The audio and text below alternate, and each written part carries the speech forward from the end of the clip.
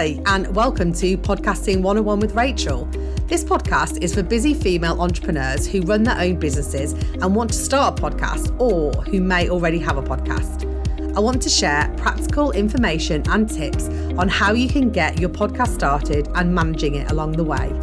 I'll also be interviewing other female podcast hosts to give you real insight into what it's like having your own podcast.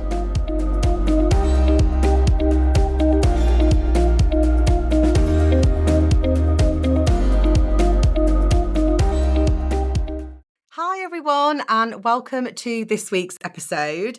I am very happy to announce that I have the lovely Helen Calvert back on the podcast. She came on as a guest May 22, so very early in the life of this podcast. And we're here to hear about how Helen has got on and how things have moved forward with the podcast. So hello, Helen, welcome. Hello, thank you so much for having me back, Rachael. It's really kind of you to have me back again and, to give me a second go. I obviously didn't do too badly first time around. No, it was lovely. I love chatting about your podcast. And as many of you know, or hopefully many of you know, I always talk about Helen's podcast and how much I love it. And I always recommend your podcast to everybody that I speak to. So yes, I absolutely love your podcast. So to those that might not know what Helen's podcast is called, it's the No Bullshit Guide to a Happier Life. And Helen has started this podcast. It's been over 2 years now, hasn't it, for the podcast? Yeah, so I started it in May 2021. So I'm just coming up to the end of my third season. I've kind of done a season a year-ish. In my head, I've had a different theme each time. But yeah, it's, again, we were saying before the interview started how quickly time goes. And yeah, it's flown by since the launch, I have to say. Yeah, because I was thinking, what year was it that I started? Was it 21? It's those COVID years that make you kind of question what year it was. And you're like, was it that long ago? Was it not? It's all a blur. Yeah, it is. So I'd love to catch up with you a little bit about how things have been going and what you've been up to in the interim between we last chatted. One big thing I know that happened was that your book launched last year. It did indeed, yes. So the first season of the podcast became the book, The No Bullshit Guide to a Happier Life, which I published in October 2022, which was so exciting. I think I will always remember the day when my lovely cover designer and print coordinator, Vicky, turned up at my door with the boxes and I opened them and there was my book in my hands. It was so exciting. And it's got this beautiful yellow cover that Vicky's designed. It stands out. It's just brilliant. So yeah, even a year on, I still look at my book. It's here beside me at the moment. I'm like, it's so pretty. So yes, that was a really exciting moment to launch the book. And what was wonderful was you launch a book and of course, bless them, all your friends say, I'll buy a copy. And you think, that's really, that's nice. And then they come back and they tell you that they've read it and they liked it. And I'm like, my God, I wasn't expecting you all to read it. I thought maybe you'd get a copy because you feel sorry for me. But no, actually it has. I've sold quite a few and the feedback's been amazing. It has actually proven to be really popular, really well received, which is just, I couldn't ask for more, really. It's so exciting. Yeah, it must be. And I have your book, and I was saying to you before we hit record that I keep it on my bedside table and I read it and I dive into it when I need it. And the same with your podcast as well. There are definitely a few of your earlier episodes that I go back to that are my favourite ones. And the idea for the book came from season 1 of your podcast. It did. It's funny, Rachael, because you're not the only person who says that to me, that it's on the bedside table ready to reach for when needed. You're definitely not the only person to have said that. So yes, it very much came from the first season. It's got some extra bits added in. It's got a bit of my story. It's got a few other reflections. It's got bits that sort of tie it all together.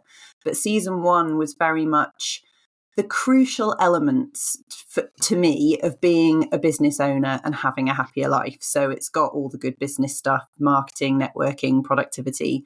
Then it's got all the life stuff. So parenting, sex, relationships. It's got self-worth. It's got money. It's got self-care. So all of that good stuff is in the book as well.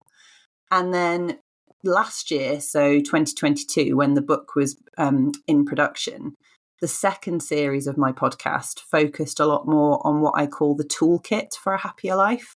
So I referenced that early on in the podcast and I talked about how we all need a toolkit and in that toolkit is all the different things we can pick out on any given day that might help us to feel better or feel healthier or feel happier. I'm not a big fan of consistent habits. We can sort of dig into that a bit more if you want, but I don't really believe there's one thing that solves everybody's problems. Like if you just meditate every day or do yoga every day, I think they're brilliant tools, but there's a time and a place for each one. So in the second season, I took a load of different tools that either I know work for me or other people had said work for them. And I kind of did a bit of a dive into each one and reported back and how it works and are there any bullshit elements, maybe how it doesn't work. And we looked at just all the different tools that are available, because I think when people are feeling stressed or overwhelmed or a bit low, it's easy to forget what there is that can help. And everyone kind of thinks, oh yeah, I'm supposed to exercise. It's like, well, yeah, but that's just one tool out of many that are out there for us. So I really enjoyed doing that as well. And then this year, series 3 has been all about our relationship with ourselves, which again is a whole other huge topic that I've had a wonderful time diving into. That's been really interesting. Yeah, I love talking about the second series, about when you talk about the consistency, it doesn't necessarily mean it's every day. Like, if you meditate every day, you're going to be okay. You don't always need those tools either, do you? There are days where you feel better and you feel like you don't need to dive into your toolkit today. Absolutely. And as women, we're not consistent, we're cyclical. So I don't know if this is true. I've heard, this is one of these anecdotal things that I've heard, but I have heard tell that men actually have a 24-hour hormonal cycle, which would make sense because that is why they can be consistent, because every day is the same. Whereas regardless of whether that's true or not, women definitely don't have that. We have a monthly hormonal cycle. So trying to be consistent is just, it's setting us up for failure. And the amount of times somebody says to me, oh yeah, I started doing Pilates, but then I kind of got out of it. And now, I feel bad about it now. I don't really want to think about it because I failed. I stopped doing it. And I'm like, I assume what happened was you started in your up phase, your inner spring, if you like, of your menstrual cycle. And then you stopped in your premenstrual phase when we don't want to do anything except eat chocolate. And that's like totally normal. So just start it again when you're in the mood. That's how we work. It's really important to just go with how we work. Yeah, and I think that I know myself, big on that. And I know this is one of your, phrase of be kind, excessively kind to yourself. Yes. That is one area that we tend to not be kind to ourselves about, starting these things that are supposed to help us for self-care. Yeah. And then it turns into something that's not self-care at all, that we've just made it about something that we've failed at, quote unquote. We make it into a rule. Like if I'm going to try this and I'm not going to do it because it'll make me feel better. I'm going to do it because I should do it every day. Like I'm going to do this 30 days of yoga. It's like, well, why don't you just do some yoga and then tomorrow do something else? Yeah. I so many tools. Yeah, I still find myself falling into that. Like, I wanted to do stretching every day and I wanted to do walking every day. And I was like, well, it's just not possible every day because actually things change, things happen, my schedule's different. Like I can't get out at the same time, like every day or the same time every week even. No. And but then you beat yourself up about it. But I love that the different things that you explored during that series and the different things that you tried out to see whether or not you felt it worked for you or whether there was a bullshit element to it as well. Was the one on like flotation tanks? I remember listening to that one. Yeah. Now that's a really good example of what we're talking about, because I happen to enjoy a flotation tank. I don't do it a lot, but I have done it and I do enjoy it. Now, as with all of these tools, but particularly with something like flotation, where it has a lot of different elements to it that you might or might not like, it's not going to be for everyone. And yet the amount of people who felt the need to explain to me why they couldn't do floating, and I'm like, it's fine. It wasn't me telling you had to. It was me saying you could do it. This is one of the options. It's not a rule, but we seem to be not consistently, but we seem to be always looking for rules to follow. It's like, tell me what the rules are, and then I'll just follow those rules. And my only rule, as you say, is to be excessively kind to ourselves. So I find myself thinking some days I'm achy, I've got a headache. So I'm like, I definitely need to stretch. I realise I need to do some stretching. I don't have to. It doesn't matter if I don't, but it will make me feel better if I do. If I'm feeling overwhelmed and my head is absolutely full, and you know, those days where it's just like a clown car inside your brain and it's all going crazy, then what I actually need to do is sit down with a colouring book and do some colouring. Or it could be that I need some fresh air, or it could be that I need a bit more of a break, or it could be that I need to see a friend. I did that on Sunday. I was a little bit in my head about things like we get. And I suddenly had this revelation, Rachel, that I could reach out to another human being. Imagine that. I had a coffee with a friend and I felt so much better. So it's not always, oh, I must go to the gym. That's not always the tool that we need to reach for. Yeah, and I think it is important to remember that. And especially, like you say, as business owners as well, we often feel like, especially solo business owners or with small businesses, you know, a lot of the time you're doing it on your own or with a very small team. And there's a lot of, and, you know, with life, family life, whether you've got kids or not, there's a lot of pressure there. Yeah. And it's easy not to take care of yourself and forget about some of the simple things that we could do that could actually just make us feel a bit better and be able to deal with the day. Yeah, absolutely. Or the rest and of the week. This is it. And if we think of them as just tools that we can pick up and put down, then there's no pressure. So if I think to myself, do you know what? I bet if I went for a run, I mean, I'd never think, let's go for a run, because I personally am not a runner. But if I thought, I bet I'd feel better if I went for a run, I'd just go for a run. I wouldn't think to myself, oh, I should do this every day. Or am I faster than I was last time? It's like, just go for a run. If it feels like it'll make you feel better, do that. And then do something different. And there's no kind of pressure to have a hobby or be progressing or reach a certain target unless you want to. But let's focus on what just makes us feel good to begin with. Yeah, I think some of those things can get completely lost, Yeah. you know, depending on things that you might have done in the past a long time ago. So, you know, doing exercise and things like that is something that I've gone through different waves of wanting to do different things. And now I'm just like, I just want to do something that makes me feel better. And that's the attitude that I'm trying to have in those situations to just with feeling pressure of business life and, you know, all of those family life. I just want to do something that makes me feel better. And that's where I want to start. So I think, the series there is really great for helping you. Thank you. Look at, explore those different types of things you can do. Yeah. So then moving on to the third series. So how did you kind of think of the themes for these? Did you have these kind of planned out beforehand?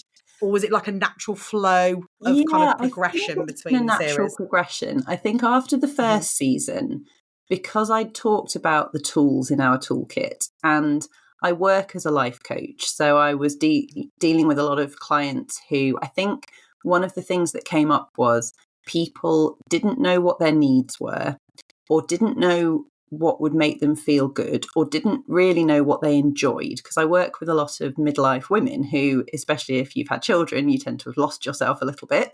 And you say, well, what do you like doing? And they're like, I can't remember. So I thought a deep dive into a lot of these tools would be helpful. It's like a little tick list reminder of this is what we could do to enjoy life or feel better or get healthy or whatever. And then for this current season, season 3, by the time I came to be planning this one out, the work I'd done with my clients, it was so apparent that the absolute silver bullet for everything is the relationship we have with ourselves. There's nothing more important or more fundamental to our healing, our happiness, our success.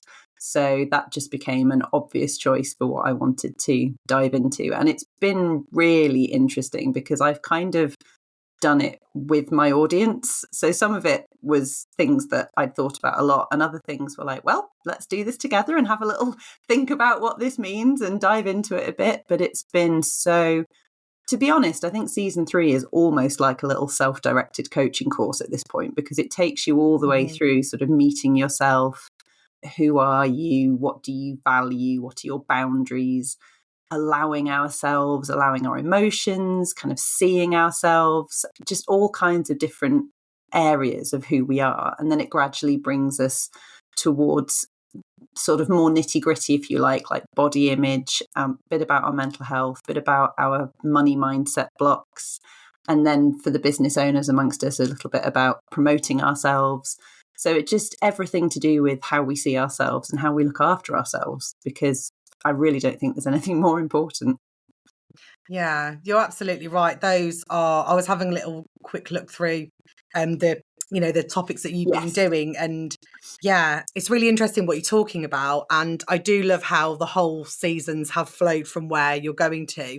And of course, when you were talking about, you're taking, a guide from your audience and the people that you're helping, which are the people that are listening to your podcasts. Women it's like a lovely us. kind of cyclical thing, because people who listen to my podcast become my clients, and as I work with them, they give me ideas for podcasts, so it kind of goes round and round, which is lovely. Certainly this season we've had a look at healthy and unhealthy relationships, because that's something I talk about with my clients a lot. And I know some of my audience, I think one audience member said that she'd found, I think she used the word triggering. I'm almost certain she did. She said she'd found one episode a bit triggering, like a bit confronting, but it was exactly what she needed to listen to that day. So I said, well, I feel like my work here is done, really, because I don't want it to be such a fluffy, easy listen that it doesn't make you think at all. But equally, I don't want to be, upsetting anyone. But she said, no, it was just what I wanted to hear. I just need to kind of take a minute and think it through. So it's like, yeah, that's what I'm here for, I think. That's great direction then from people who are listening, because you're creating episodes and talking about topics that are relevant to what they want to hear about, not necessarily the easy thing. And like when you talk about saying, it sounds simple, but it's not necessarily easy to absolutely. do. You think, I've just got to do that, have I? Yeah, I've just got to figure out what my values are and live according to them. Oh, that's a piece of cake. Yeah, it's simple to say, not easy to I'll do. just write them down. Yeah, exactly. Yeah, I love that. And talking of kind of your community and your listeners, how have you found, has there been a lot of growth in your podcast and your community in the last year? And I know you have a Facebook group that goes alongside the podcast, so people can come in and talk to you or each other about the different topics that have come up. Yeah, so how have you kind of found that over the last kind of 12 months? It's been really interesting, actually, Rachel, because I do have a Facebook group, the Happier Life Facebook group, and anyone's welcome to join. And it's got, a few hundred members, and it's actually a really engaged group. So in terms of participation in the group, it's brilliant. And I do get a lot of good feedback in there. But it's a drop in the ocean compared to the download numbers I've got. I've actually got really healthy, I'm surprised by my download numbers. But I think that's really interesting, because in my show notes, it mentions the Facebook group. When I send out my emails promoting my episodes, that mentions the Facebook group. And I also talk about how you can leave feedback and different things like that. But I think, I listen to podcasts myself and hardly ever read the show notes. I probably am not on a mailing list for the host. So I think a lot of people listen and never really become part of a community, which on the one hand, it's lovely that they're out there. But on the other hand, it's like, come and talk to me. I want to hear more from you. So I think I suspect a lot of podcast hosts would probably say this. It's converting those listener numbers to an engaged community. And I don't have to, my listeners are very welcome to just listen and carry on with their lives. They don't have to engage with me in any other way, but I'm curious. I want to know a bit more about them. I'm fascinated to know who's listening. One thing that did make a difference was actually a fortuitous bit of free advertising. I think I'd seen someone post somewhere, like they do, that somebody was looking for books to review for Psychology's magazine. So I submitted mine. And nothing came of that. They obviously had, plenty of books to choose from. But the woman came back to me, and I think I'd mentioned my podcast, and she said, "Oh, but I'll pop your podcast in the magazine." So she just literally on their podcast review page put a tiny little thing directing people to my podcast, but my listener numbers jumped. And it really showed me that, a recommendation in a trusted publication obviously made a big difference. And people reading Psychology's magazine, they're interested in personal growth, they're interested in how people work, so it was ideal. So yeah, that was very interesting. But I think there is definitely a discrepancy now between what I think of as my community and the actual number of listeners, whereas at the start the two were one and the same for sure. Yeah, that's interesting. I think you're right. If I think about the podcasts that I listen to, some of them I am part of the community, but some of them I'm not. Yeah. So I guess it depends on the reason that you're listening to that podcast, Yes. I guess. So, like yours is about as well. So something like, different style of podcast, maybe there wouldn't be the want. I suppose there's always a want for community because it's always nice to find your people around, It is, the subject that you're talking about. But I suppose it depends on how many of those people, I don't know, some people just like listening and if lurking. I think about my own behaviours, if I like someone that I'm listening to, or if I'm watching a TV show that I enjoy or anything like that, I'm more likely to look them up on Instagram and follow them there. And I do every now and again get, Instagram followers that I've no earthly idea where they've come from. Maybe that's where they come from. Maybe they're listeners who then find me on Insta rather than wanting to find me any other way. I do wonder, though, for people who are not really into podcasts, have never had one, have never produced one, I do often wonder whether people even know what we mean when we talk about show notes. It's only because I used to listen to Tim Ferriss and he used to talk about his show notes all the time and how there was all this other information there that I figured out how to find them on Spotify. Before then, I had no idea that there were such things as show notes. So maybe a lot of listeners just have no idea they can find other information on the episode. Yeah. I mean, I know that a lot of the bigger podcasts, so some of the, one of the ones I listen to, Go Love Yourself on Spotify, they only have a very small description and then they don't actually have any show notes or description really. I myself put my full kind of show notes I do as my description. Somebody in my podcast community was talking about how he has a shorter description, but then links to full show notes in that.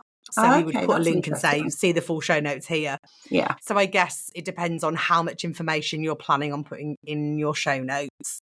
I mean, this year I've started taking a little bit of sponsorship for my episodes, which is really exciting. So, of course, I want to make sure that my sponsors get noticed and I talk about them at the start of the episode, but I also put those into the show notes to make sure people can find the sponsors there.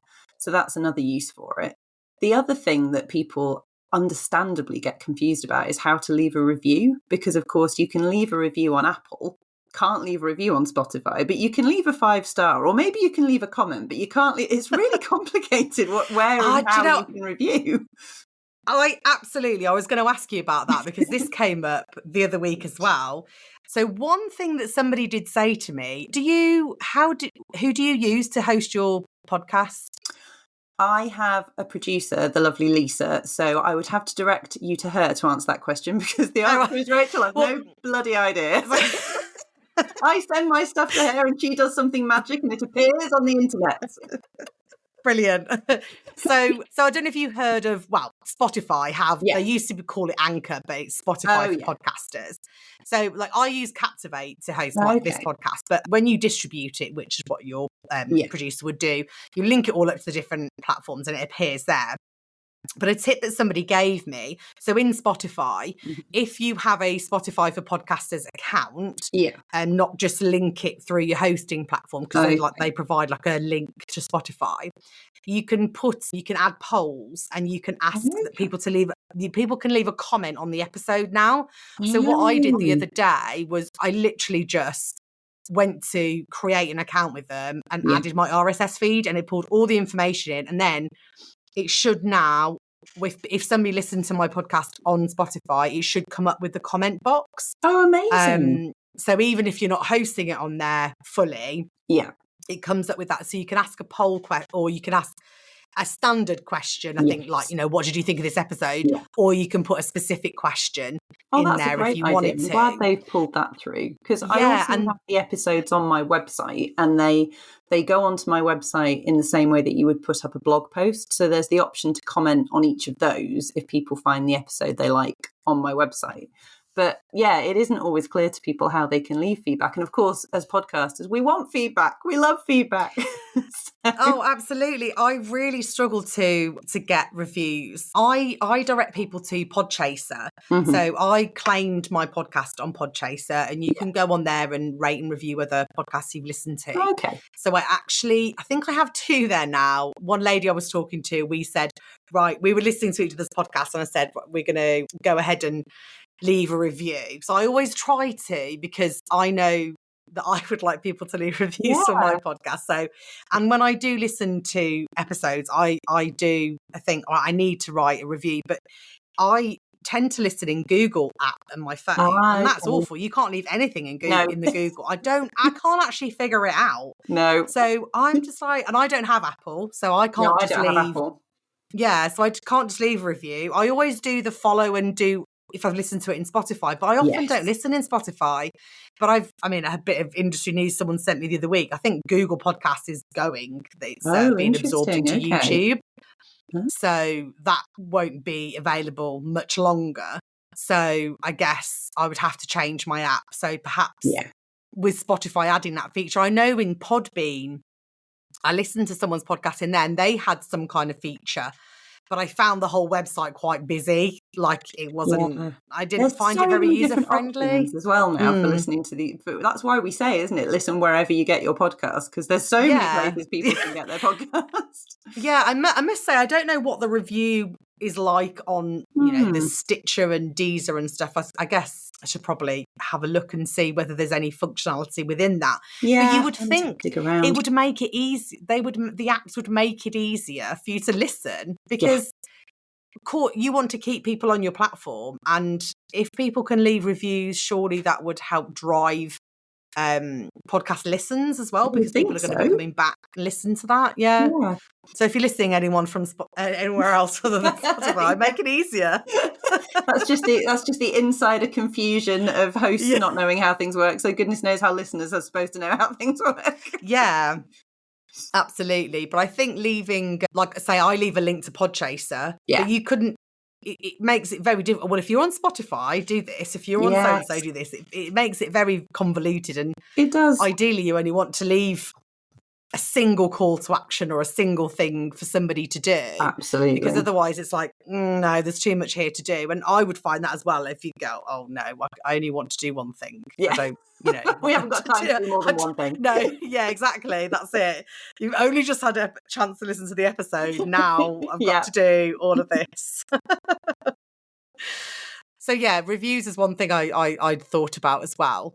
So how do you feel with your podcast and your business? Do you feel that they are, well, they still sound like they're very aligned with what you're doing as a business. Like, how do you feel that the podcast supports your business? Yeah, it all fits together quite nicely, actually, Rachel. And I've seen how it works as I've gone along. What does happen? Sometimes people listen to the podcast and then they inquire and they want to become a client, which is obviously fantastic.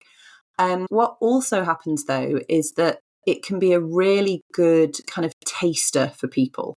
So I'll often get people say, oh, my friend so-and-so, she should coach with you. And you always think, does poor so-and-so realise they should coach with me? Or is this just your opinion? But, fair enough. But I always say, well, get her to listen to the podcast, because that gives people a really good indication of who I am, my style. If you like my style in the podcast, that's what you get when you coach with me. So equally, if you don't like it, people can kind of self-select away, and I never have to hear about it. But it's like, right, I had a listen. Nope, can't stand her, or, oh my goodness, absolutely love her. And then that kind of helps people to understand if they would want to work with me or not. So for that, I think it's been brilliant. And then the book obviously, goes alongside that, complements that very nicely. I've had a fair few speaking opportunities over the last 12 months. And I've definitely found that is when I sell the most books, because people will hear me speak and then, oh, okay, really like your style, definitely interested in the book. And I've got some bookmarks with links to like a QR code on for the podcast as well. So again, that brings in listeners because they've enjoyed hearing me speak, so they want to hear a bit more of what I'm doing. So it all kind of pulls together really nicely. And it was all pulling together so nicely, Rachel, that I decided to do something else, because why would we ever want to be bored or not have enough to do? So I decided that in April 2024, I'm bringing the podcast to a live event, and I'm doing the Happier Life Live 2-day event in Manchester in April. As I say, because clearly I was bored and decided I needed more things to do. But I'm hugely excited about it. And what's lovely about that, just going back to what we were saying about community, because my Facebook group, my community have been with me since the start of the podcast, when I started talking about doing an event, they got it immediately. You know, sometimes you're like, I've got this brilliant idea, but no one seems to understand.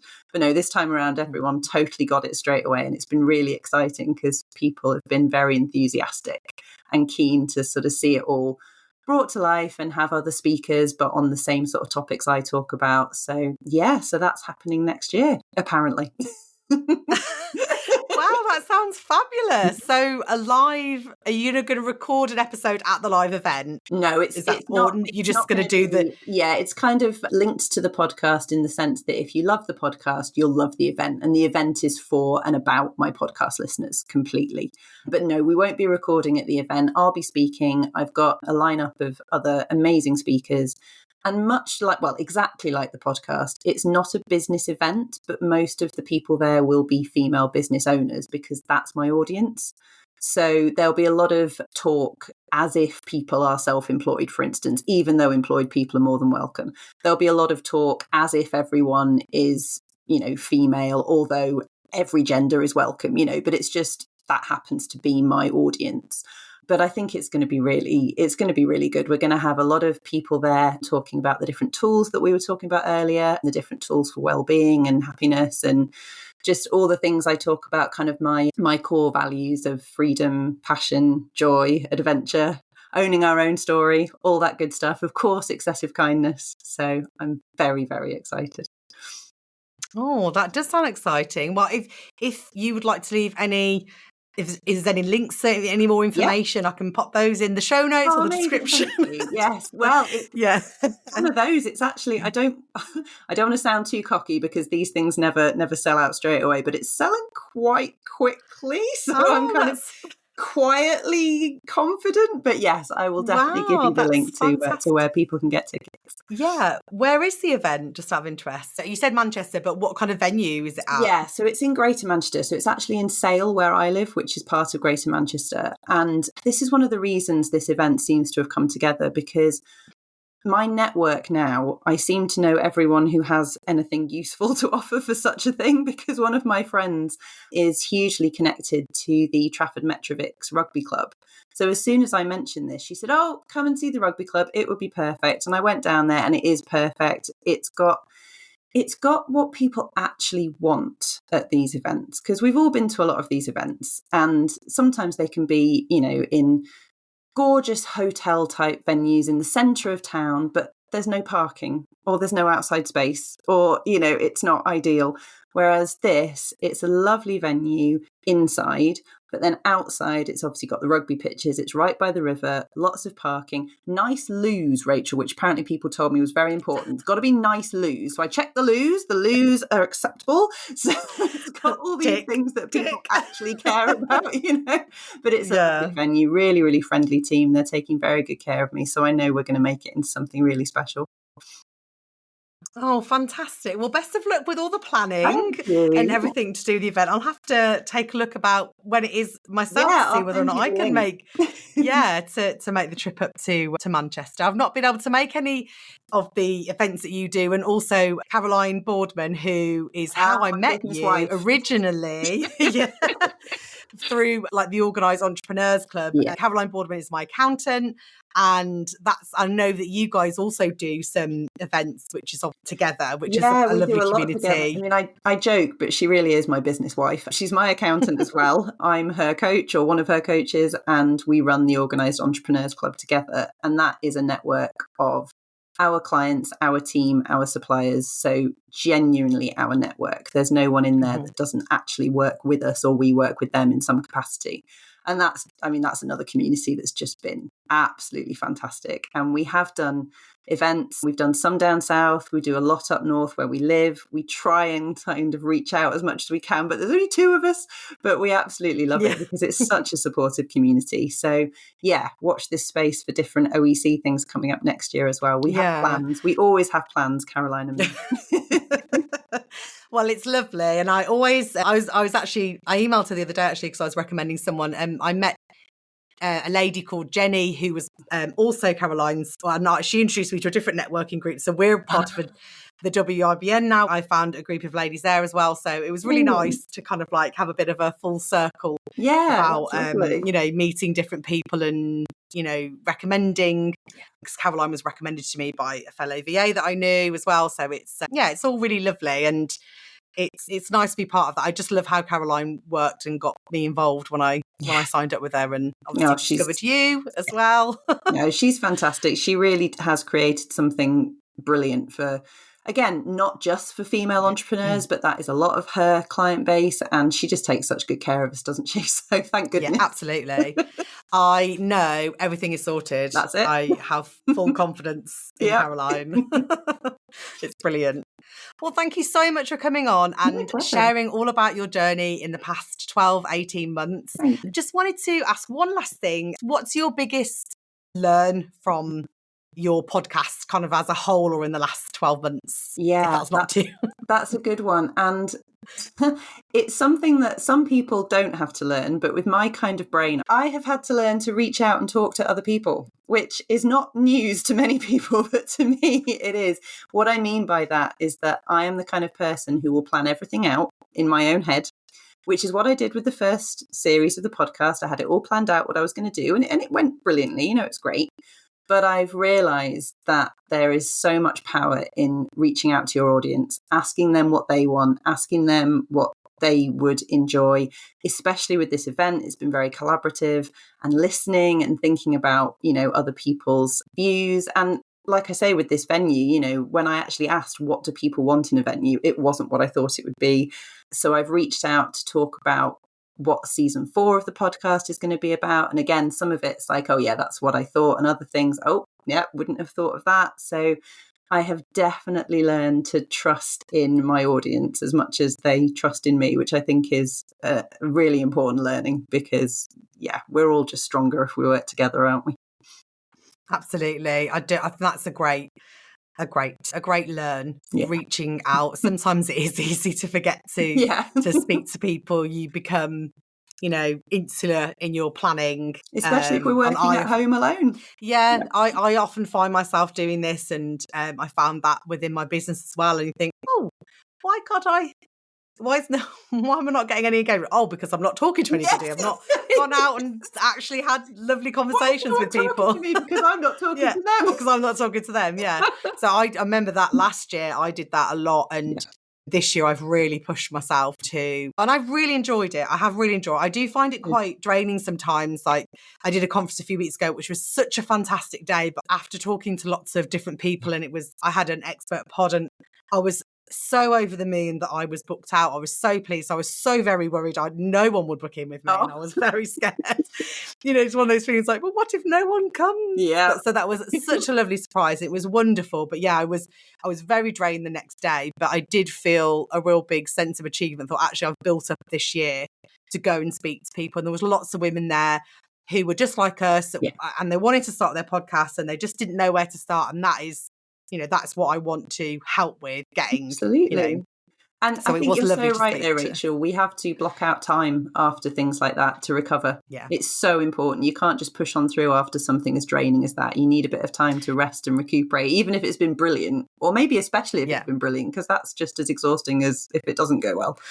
So. Yeah, because you're kind of on a high, and you're like, because I remember I got back and I was like, I feel so great. It's such a great day. But I was like, oh no, I need to wind down and chill out after that. But so get out there and talk to people. Absolutely. Yes. Top tip. Top tip. Yeah. Brilliant. Well, thanks again, Helen. It's been lovely chatting to you. Maybe we look at each other in another year's time and see where you are then, and see how your event's gone on. That'd be fantastic. Oh, thank you so much for having me, Rachel. This has been a really lovely catch up. Take care, Helen. And you. Bye-bye. Thanks for listening to the show. If you'd like to connect with me or get in touch, then head on over to my website. If you liked the episode, then I'd love it if you could leave me a review in your chosen podcast app. Your feedback is much appreciated. See you next time.